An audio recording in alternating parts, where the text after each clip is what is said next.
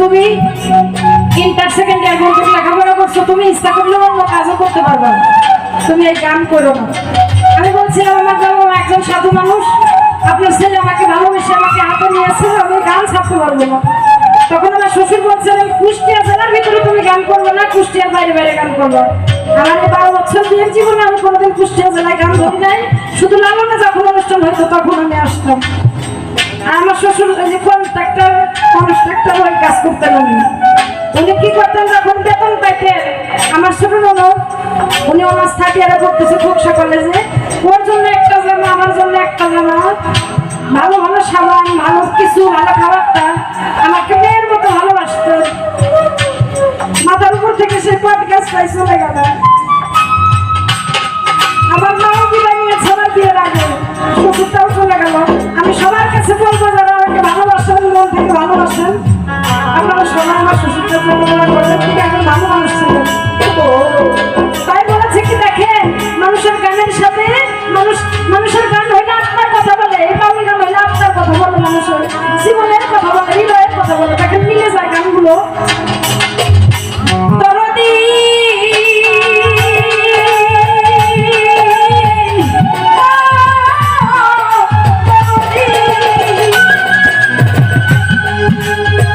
চলার পথে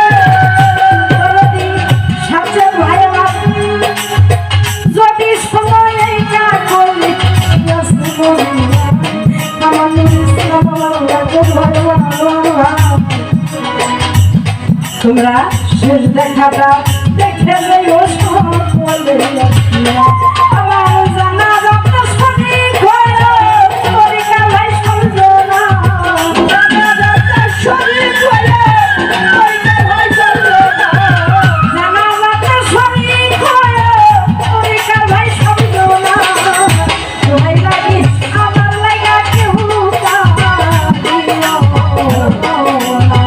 দরদিয়া রে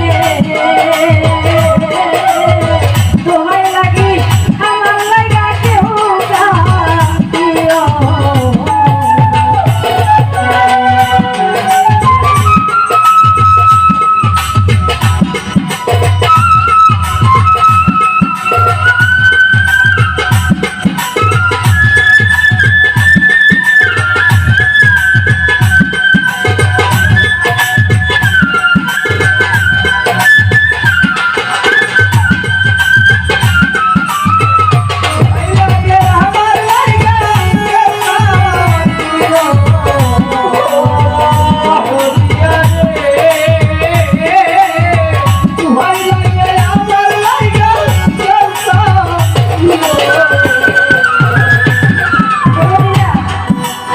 একটি কথা বলবো, এখানে যারা বসে আছেন সারা রাত যারা গান শুনলেন হয়তো কোনো বেয়াদবি করছে কিনা জানি না, তবে একটা কথা বলবো, এখানে যারা বসে আছেন কেউ কিছু না কিছু হারিয়েছেন। যে নাকি নিজের বাবাকে হারিয়েছেন, ওই বাবা সে চাকরি করেছে, কাজ করেছে, রিক্সা চালাইছে, ধান চালাচ্ছে, ব্যবসা করেছে, একটা সিগারেট যেমন পুরো পুরো ছাই হয়ে যায় দরদিরা, বাবা ওই রকম একটা বিস্কিটও সে খেতে চায় না বাজারে, যেই টাকাটা থাকলে আমার সন্তানের জন্য আমি খাবার কিনে নিয়ে যাবো, এরকম বাবা হয়। একজন মা যদি হয় নিজের খাবারটা রেখে দেয় যে আমার সন্তানটা ঘুরে ঘুরে এই খাবারটা বারে খাবে, এই জন্য তো ফিরে না যাওয়ার চলে গেছে। জীবনে কোনো জায়গায় যদি ঠাই কারণ না হয়, একমাত্র মায়ের কাছে মনের কথা বলা যায়, অন্য কারোর কাছে বলা যায় না। জনম তো ফিরে না যাওয়ার জন্য দুনিয়ার মুখ দেখছি, সেই জনমই যার চলে গেছে সেই জানে দেখা কত বড় জিনিস।